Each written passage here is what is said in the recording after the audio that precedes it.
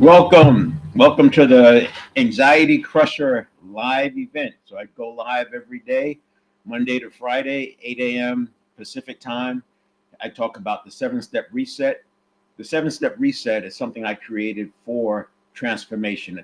It's based on neuroscience and it's tied in with transformation. And we have a 90-day program, and this is about updating your habits or mastery of habit change. So there's plenty written about habit change, but most of it misses the mark, in my opinion, because it all treats the subconscious as a mind instead of the network of neurons, which is what it is. And that's a game changer because once you see it as a network of neurons, you recognize how you how you apply strategies and tactics to make it work. Now that seven-step reset happens in less than a second because that's what change is about. But I have it broken down into seven steps because we go every day. We have 33,000 on average decisions that we make per day. Now, if you consider that 95% of everything we do is done by habit, then that'll tell you that okay, so maybe 31,500 of those are actually just habitual patterns. We're not actually making conscious decisions. Then it starts to make sense. The That's only part of the story though, because quote unquote those are decisions. If you look up how many micro stimulus response cycles does a person make in a day, you'll see something like 3 to 4 per second. So we're easily hitting 100,000 stimulus response cycles a day. So our lives are actually created a quarter of a second at a time because that's about what the habit reaction takes. And I'll show you that uh, in the seven-step process.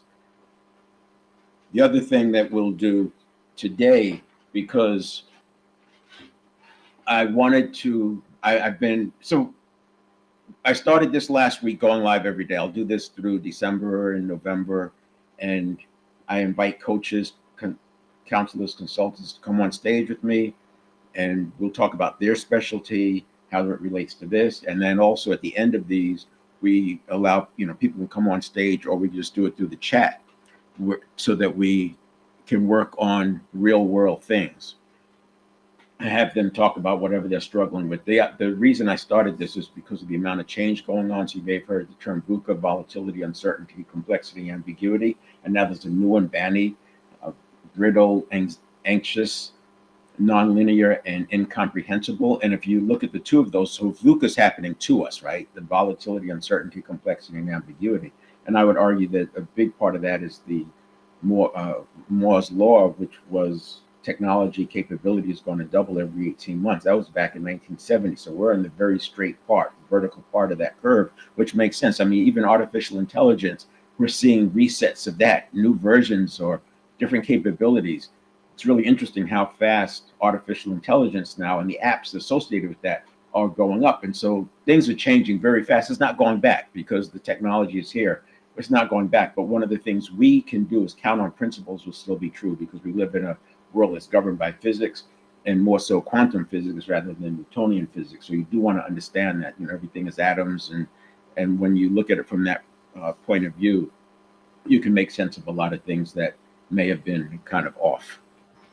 Now, the I when you look at Banny, so that was VUCA, right? Volatility, uncertainty, complexity, ambiguity is coming at us. When you look at Banny, that's our experience, right? Brittle, anxiousness, non-linear. Everything is coming from all over the place. What does it mean? And people are so close to fight or flight that things just don't make sense and they don't have their full faculties because, as you know, once we get stressed, we start closing out things because it's about survival.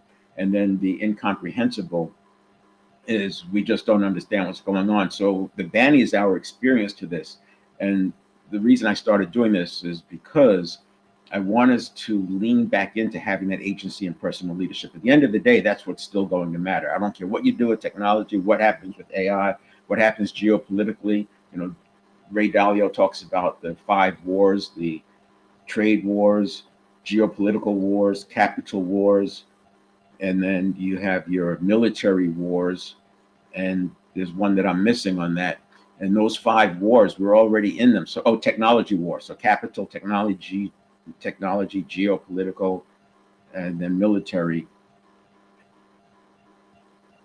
We're already in those wars all around the world, and less so on the military side for the US, but we see these skirmishes starting to happen. And then he throws two bonus ones in there, cultural wars as internal within the country, as well as internal conflict. So we're seeing all of that happen right now.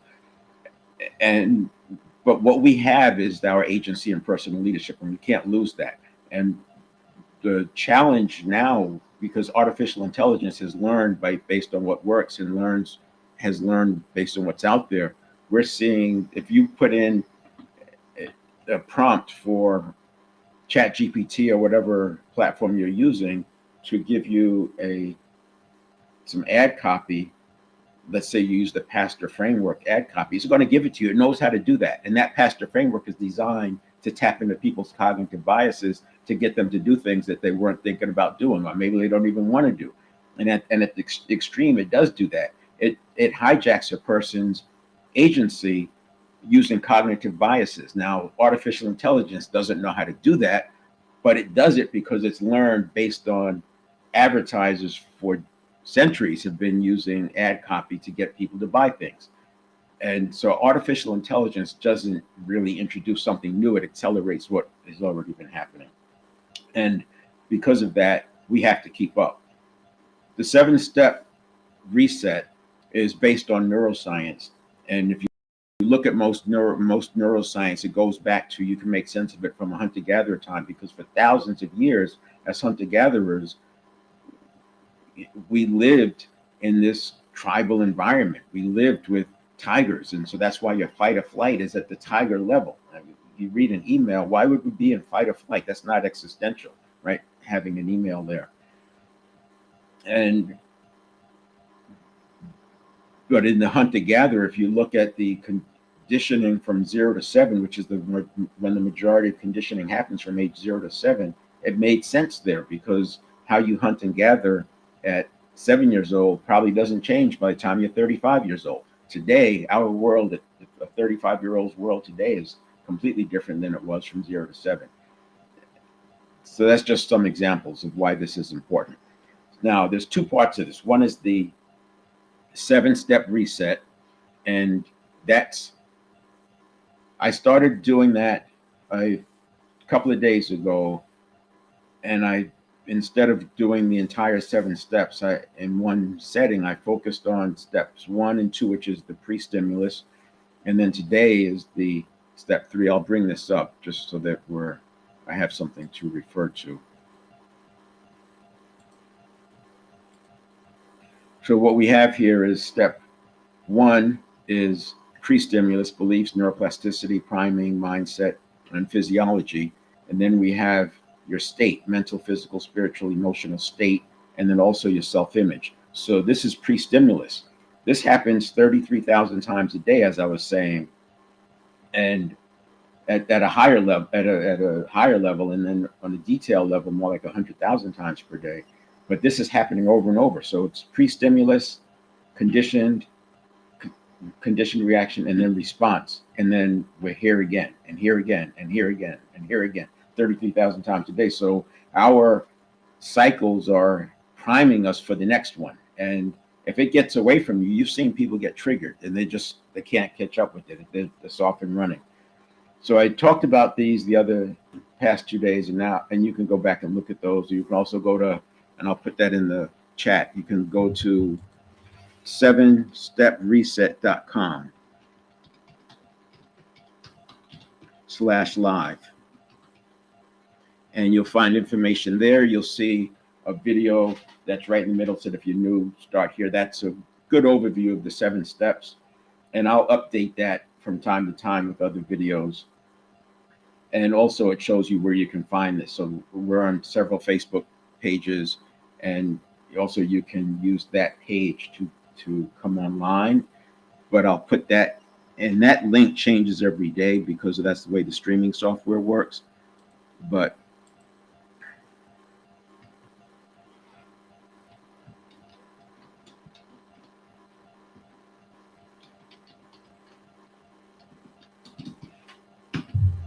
so that's that's going to be there. So you can, if you have questions or thoughts, you can either go in the chat or you can invite yourself online, and I'll bring you up on stage. So now we're going to talk about this, and this is that quarter of a second that happens 100,000 times a day that is basically changes our life. And if we don't get a handle on this, we're just creating more yesterdays for tomorrow. We're making tomorrow just like yesterday over and over and over and over because we're priming ourselves back into this thing. So we have some rituals, tactics, and strategies. People have been talking about habit change since I can remember. Way back I read Psycho-Cybernetics probably when I was around 18 or 19 years old. And back then, habit change, I became very interested in this topic, and habit change has always been a hot topic. James Clear wrote a great book, Atomic Habits. There are other good books on habits, but I think they all come up short in that they don't talk about the subconscious as the network of neurons. They talk about it as a mind. And when you talk about it as a mind, you can't distinguish between the you and your behaviors. So what I mean by that is if I see a person and I'm describing their personality, I'm describing their behaviors. Well, their behaviors are from their habits, and the habits reside in the network of neurons. So the network of neurons, that's all associations from the past. It's not mental. It's cognitive, but it's not mental. They're associations from the past. It's impulses going through our neural pathways, and the neural pathways can be more effective and efficient through being wrapped with myelin, which is a process we can get through with deep practice. Activation, which is synaptogenesis, making sure there's enough neurotransmitter to move to those different neural pathways. These are things that we can do on purpose that don't have anything to do with the subconscious being a mind. It's all about the neurons. So once you see that difference, it makes habit change easier because you start working on habits using things like myelin and synaptogenesis and neurotransmitter.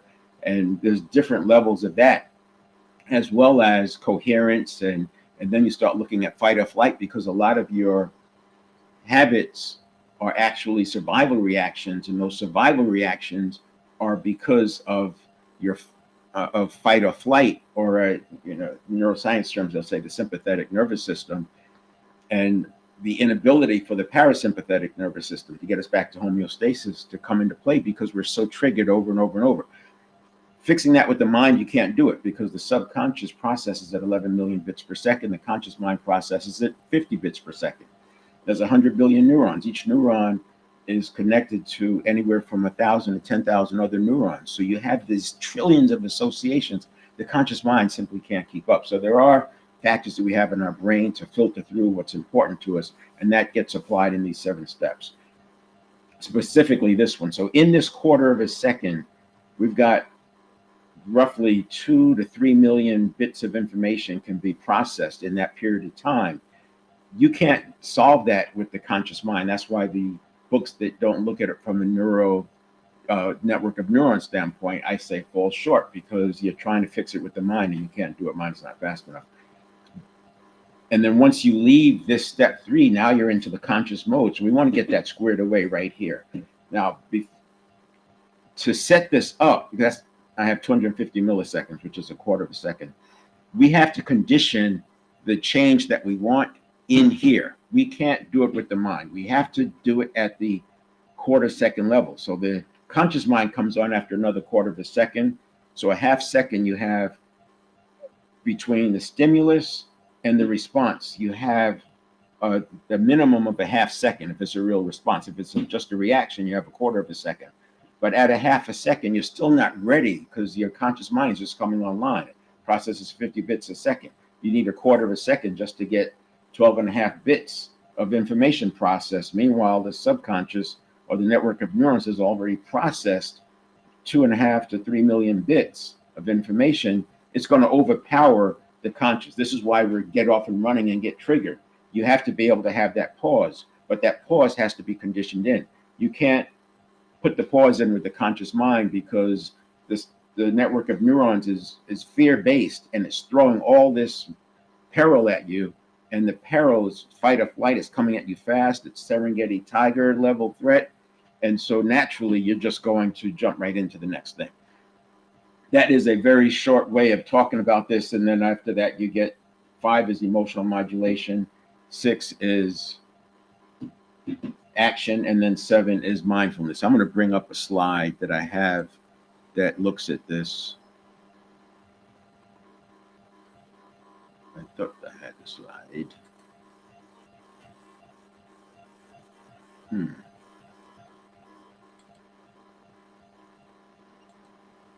Oh, yeah, here we go.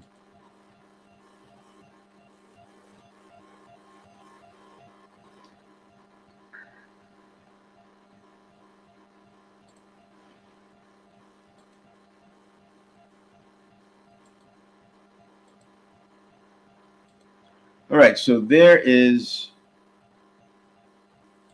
your 7-step reset.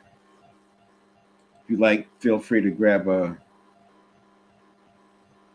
I'll put it here so you don't, so I'm out of the screenshot. Feel free to screenshot that. I'm going to pull up a couple of other slides that we'll use.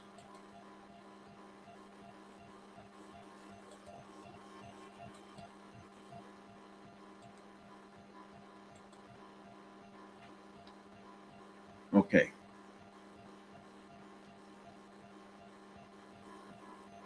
So there you have the pre-stimulus, and this is ongoing. So step 1 is your beliefs, neuroplasticity, priming of mindset, and physiology. And these can be, each one of these affects the other. And you, again, you can go look at one of the previous videos to get more detail. I'm going to jump into the 7 performance areas. And so that's why I'm going to kind of rush through this. I'll get that slide to come up.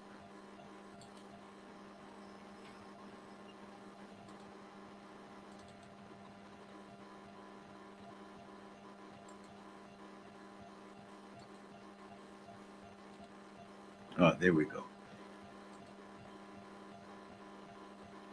So and then we were just talking about step 3, and tomorrow I'll get into step 4, 5, 6, and 7 a little bit more. But step 3 is an important one, but it's so quick, it's a quarter of a second, and people don't understand that this quarter of a second is governed by what you do here and what you do here, because we're doing this 33,000 times a day. So if you're already primed for fight or flight, then you're cooked right here.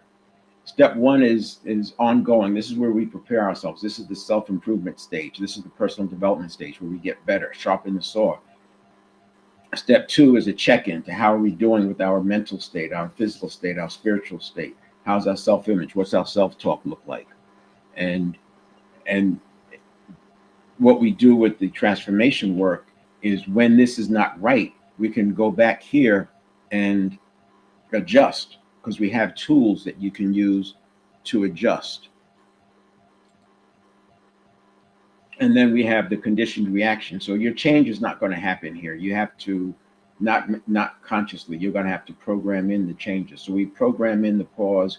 We program in where the subconscious or the network of neurons is not fear-based. It's not looking for the threats and the perils, but rather it's looking for, uh, it's seeing things as neutral or positive. Now, it's still, we don't remove, hold on a second.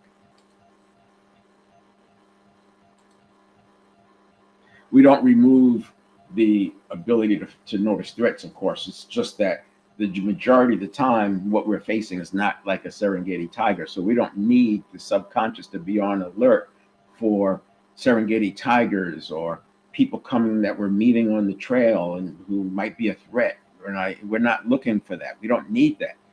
And and there's multiple ways for us to get information about threats. There's news, there's emails, there's friends, there's just different ways of getting it. You have your phone. You don't need to be on alert for the next tiger that shows up, because you'll find out that there's a tiger loose on your phone way before you'll ever see it.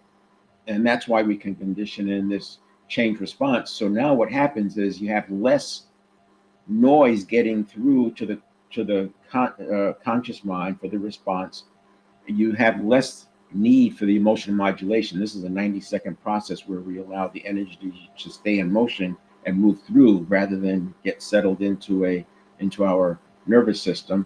And then step 6, now we can take action, do it, delegate it, delay it, or discard it. Now we can take that action because we're not being triggered. You don't want to take action while you're emotionally triggered, because you're probably going to make a mistake. I like to say, that trust is built on the escalator going up, but you can lose it like jumping out the window. And then step 7 is getting back to mindfulness, getting yourself reset, and it comes back right here. So you can imagine you have multiple of these layered on top of each other as you're going. So when people think they're multitasking, they're really not multitasking, they're flipping back and forth. And you can have multiple of these going on at one time, but obviously you're better off if you can isolate. Now, the reason I've been saying I want to spend some time, I want to take a slight pause and come back to this. And to do that, I want to create some context as to why. And the context is the 7 performance areas. So the 7-step reset came about after the 7 performance areas. So the 7 performance areas are mental, physical, spiritual, emotional, and these are the 4 that we control. This is where we have our agency and our personal, our personal leadership. And then we have relationship, professional, financial. So you notice on the bottom very faintly it says be, do, have, because we want to become. This is the identity setting. This is where we get our identity. The gurus will tell you that before you go after a quest, you want to get your identity right. Well, that's true.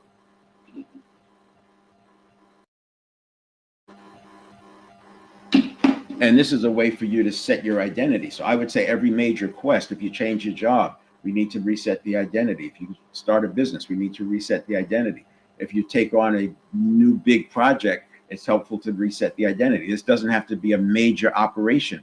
Then as you get better at it, it becomes faster and faster. You hear me talk about laps.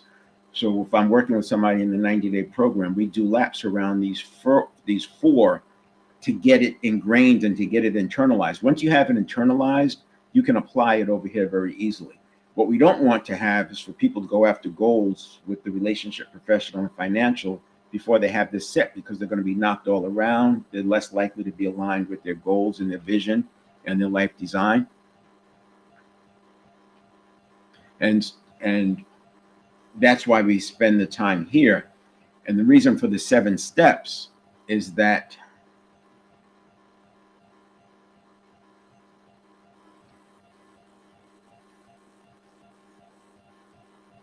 the reason for the 7 steps is that in working through those 4, you'll have people who are strong with the mental or maybe strong with the emotional, but they're a little weaker on the physical and they need help with the habits. And that's why we do the 7 steps. So the 7 performance areas is the big picture. The 7 step is how we achieve it.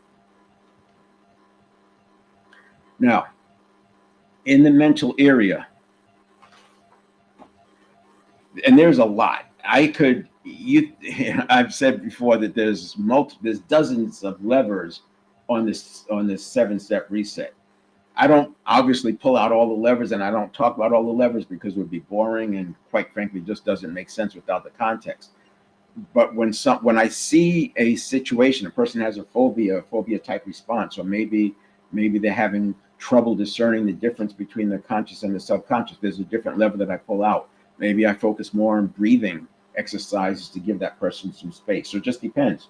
Maybe they're struggling with emotion. Maybe they're very emotional and they're hyper in that area. And so we spend more time on the emotional modulation. So it just depends. And in the mental area, just some examples. And some of these you may have heard about. You can Google every single one of them and learn something about it. One of them is transformational vocabulary. I use this in sales. Instead of rejection, we call it not appreciated. So rejection has power. It has too much strength. I don't want that to evoke that feeling that goes with rejection. I want to give it something that is less energized, and that word is unappreciated. So they just didn't appreciate the offer. So what? Who's next? Someone's waiting, and you get back on the phone. Another one might be principles. I like to focus on principles. So the mental areas when we focus on principles, not hacks, not debating. People love to talk about the exception. Well, the exception kind of makes the rule, right? The exception says that there's a general rule. So you make your decisions based on the general rule. Another one I like to do is say, you don't want to just jump on plans that sound good. You want plans that work on a bad day of a bad week, because there will be bad days. There will be bad weeks. I remember talking to somebody and they were have a pie in the sky, and they're going to do all these things. It's going to happen in a certain kind of way. And I said, that's not reality. What do you mean? I said, like, what do you mean? I said, that in the real world, that's not going to happen. They said, well, I got to you have to keep me out of the real world. Don't talk to me about the real world. They were literally needing to stay pie in the sky for their formula to work. Well, that's not going to work on a bad day of a bad week. So you want to make sure you're using first principles thinking, that you're using critical thinking, and you're landing on good solutions. And these are habits. That's why I'm talking about it here. Because if you have weak links in these areas, then the 7 steps is going to be a weak link, because there's only so much you can do. You have to be tight in all 4 of these areas. Not expert, but you've got to have a baseline where it's not pulling you down or hurting you. Another one might be using frameworks. So in the mental era, we introduce using frameworks, and people have to be very quick to understand, hey, I'm being influenced through cognitive biases, or we're being influenced by priming, or we've got too much information, we have too many ifs, ands, and buts going on, and pull out a framework and start using frameworks. These are ways to slow things down, because remember, words can trigger you, and if they trigger you, you get back into that 11 million bits per second processing, the associations from the past, threats, fears, concerns, they all start to come in. The frameworks, for example, I love to do the 2-axis growth and profit. So it's not just revenue growth, it's revenue growth and it's profit. So you have profitable growth. You need to make some choices between those two. Another one might be probability and frequency, right? What's the probability that it's going to happen? And what's the frequency that it happens? Or probability and severity. What's the probability that it's going to happen? And what's the severity that it's going to happen? Somebody will spend so much money trying to prevent this thing that's super severe, but not probable at all. And then they'll ignore the things that are highly probable, but death by 1,000 cuts. So you want to be managing both of those. This is when it's good to bring out frameworks, because people go down that rabbit hole of thinking about just the one thing, the probability or the severity. And it could be different depending on the day, just depending on how they get triggered. Another one might be fast and slow thinking, maybe being able to distinguish between the conscious mind versus the network of neurons. This is huge, because the network of neurons, what's going through there are impulses, right? And that impulse is energy. And thought at its very base form is energy. So you got energy from thought, and you have energy from the network of neurons. And what you have is this confusion that people think the network of neurons is thought. It is not thought, right? And so Chat GPT is not thinking. It's or I should say AI is not thinking. It's giving you associations. It's giving you results of associations from its database. Cognitive processing is what's been called thinking, but cognitive processing is what's happening in the network of neurons. The mind is something different. The mind can create in the field of infinite possibilities. The network of neurons is focused on associations, which are from the past. Now, the next one would be physical. And physical, if I look at this, so mental is the one that you design it. This is where you design the life, but you're going to have to get a handle on the physical, because the physical is what drives everything. You need your heart, you need your brain, you need your nervous system. So if you don't have a handle, if you don't have the ability to get a handle on the physical, then you're cooked. And the physical is where the network of neurons lies. So this is huge. I can talk about it from biology, epigenetics, right? This is people, spontaneous remission. We know this happens. So you have epigenetics comes into play. Neurobiology, that's what I'm talking about with the network of neurons, synaptogenesis, myelin, the power of the central nervous system, allostasis and homeostasis, and all these things come into play, and how you can manage them. So you can understand it from the mental side, but we have to build a habit to actually live it, or else you're just going to get more yesterdays for your tomorrows. We also have the physiology, right? How we stand. We have heart rate variability. And heart rate variability correlates with willpower. So the higher your heart rate variability is, the higher your willpower, or the more access to willpower you're going to have. And then we have the breathing, and breathing is huge. If you look at any of the arts, even Navy SEALs, they train in breathing. Breathing is very, very important, because it's how we can center ourselves. And if you just consider that we can live seconds without blood, minutes without oxygen, days without water and weeks without food, it kind of tells you what the priorities need to be. So we need to have clean blood. And guess what? Good deep breathing cleans your blood. So, and movement cleans the lymphatic fluid. So while you can live months and years without exercise, you want to be moving because it cleanses your blood, and blood is number one. And then breathing is important. In fact, it's very helpful to reduce anxiety. So if you're, and that's what these things are about, crushing anxiety. When you're anxious, your breathing gets shallow and your breathing gets fast. But you can also create anxiety by fast and shallow breathing. So what we don't want to do is have fast and shallow breathing. So I literally train my system to have long, slow breaths. Yesterday I was doing the 20-second inhale, 20-second exhale. But my normal morning routine is 10 minutes with 13 in, 13 out. And I do that for 10 minutes straight. And I use that while I'm hydrating. And it's just a 10-minute time where I'm getting to remind myself what's important. Because remember, I'm the you. I am the me. If I'm talking to somebody, what I'm saying is what they are in that 10 minutes in this example, that's who they really are. And then the personality is just a network of neurons doing their thing, neurons that fire together, wire together. And that's 10 minutes I get to remind myself of what's important to me. 10 minutes where I get to think about my priorities. 10 minutes where I get to think about what's not right yet and then adjust my day. And then physiology is huge, because if you stand with courageously, you're better equipped to handle that next thing that's coming. If you're already in a defeated posture, fight or flight is so easy to happen from that place. And then spiritual is the next one. So I like to call this awareness of awareness. You're aware that you're hearing me talk about awareness, and now you're aware that you're aware of that. We can keep going. Awareness of awareness of awareness. You might be aware that you're scrolling, and you said you're going to stop scrolling on social media by 9 o'clock, and you're still scrolling. It's 9:15, and you're aware that you're aware of this, that you're not doing what you said you would do. This is that spiritual part that comes into play, where you start listening and paying attention and honoring what you said was important. This is where you spend time, where I spend time in that 10 minutes. If I'm continuing to scroll, even though I said I wasn't going to scroll, that 10 minutes is a chance for me to reset and rethink, okay, so what's going on? What am I avoiding? What's not right yet? What can I do differently? What's the tactic I'm going to use? What's missing that's causing me to scroll? That's where I get to do that in that 10 minutes. But it's being aware that I have to take action. I'm not just going to let it keep riding and riding and riding. That's, again, how we get more of our yesterdays for our tomorrows, which is not what we want. The other thing I would say comes into play here is coherence. So if you have coherence, I'll go to the pad for this one, because it's a useful picture.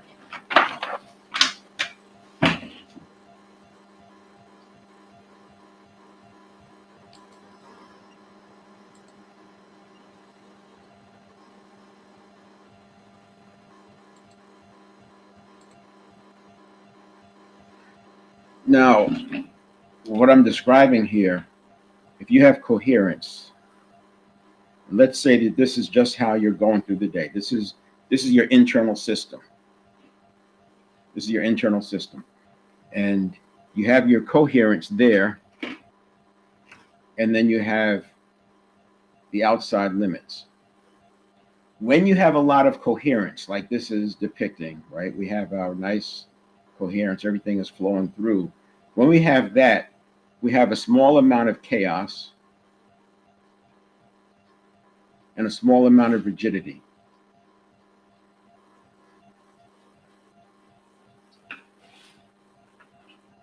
And that's manageable, right? We can handle that. This is just life, right? Stuff just happens.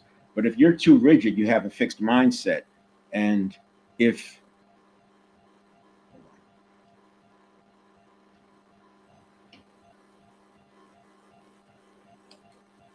you're too rigid, you're going to have a fixed mindset. And if things are too chaotic, you're going to be all over the place. You won't be able to focus. Now, if we take this same idea, but we draw it this way, so now we have less coherence. Our coherence is much narrower, but our outside limits are the same.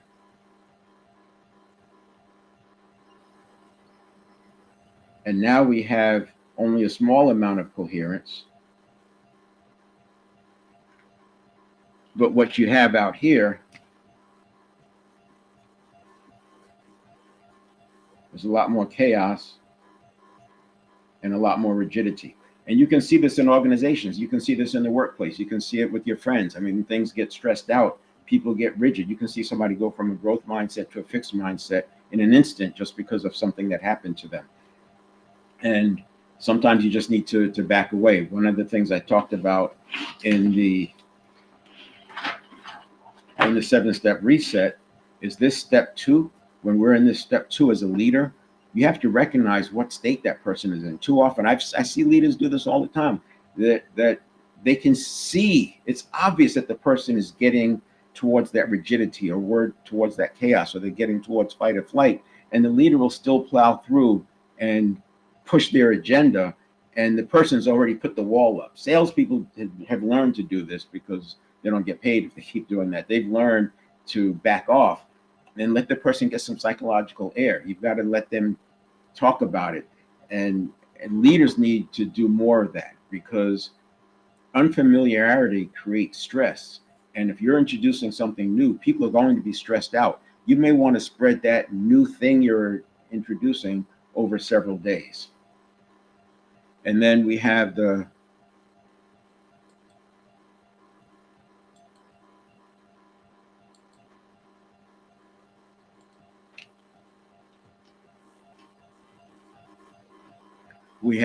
emotional.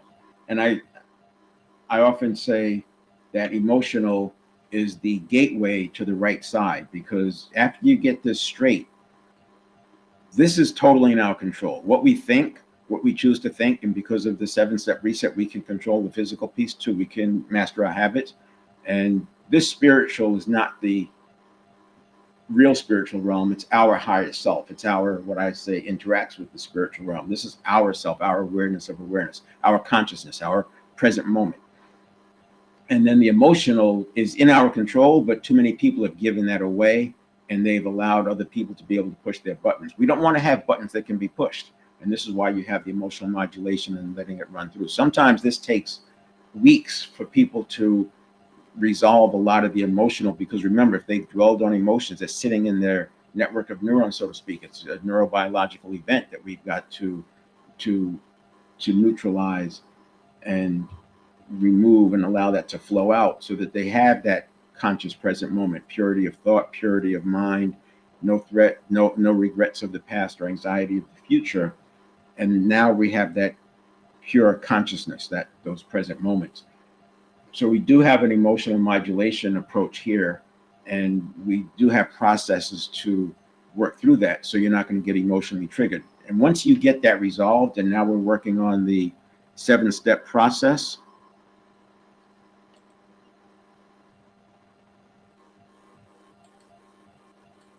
And you're working on the 7-step process. Once we have that resolved, you do that emotional modulation over here. You're not triggering yourself for these 33,000 decisions that we're making per day. And that's 0 to 90 seconds. So as I said earlier, this whole thing takes less than a second.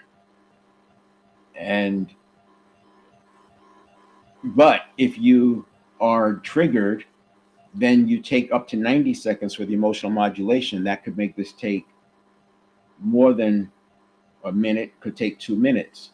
But because of what we do here, where we've taken care of our beliefs, so we're not being triggered unnecessarily, we've mastered habit change with the neuroplasticity, we're not so prone to being primed, because we're priming ourselves, and we can recognize when priming is coming from somewhere else. And priming and cognitive biases are highly connected. And then we have the mindset. It's not just having a growth mindset, it's being able to get back to a growth mindset instantly. And I'm talking about in seconds, not minutes. And then having a physiology that's going to empower us and enable us. We have the check-in, and if we're not liking where we are from a mental, physical, spiritual, emotional state, or we have some negative self-talk, we go back here and fix that up. You maybe take a break and do a couple of minutes of box breathing.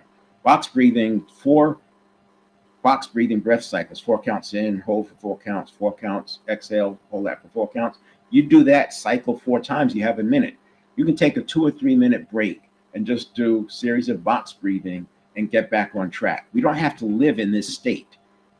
And everyone has experienced something really bad happen. For me, because as a teenage driver, whatever, speeding, I got a lot of tickets, and I remember when the lights would come up, light up behind me, my heart would jump. That happened for years. Now, obviously, I know how to solve that now, but that would stay in the system, right? And you have that neurobiological event, the adrenaline and cortisol is in the system. We don't have to live with that. And then we have our quarter of a second. This is where this is where we change our lives. This is where we go after our life design by managing that quarter of a second. So that was a lot. I wanted to combine the two of those. Moving forward,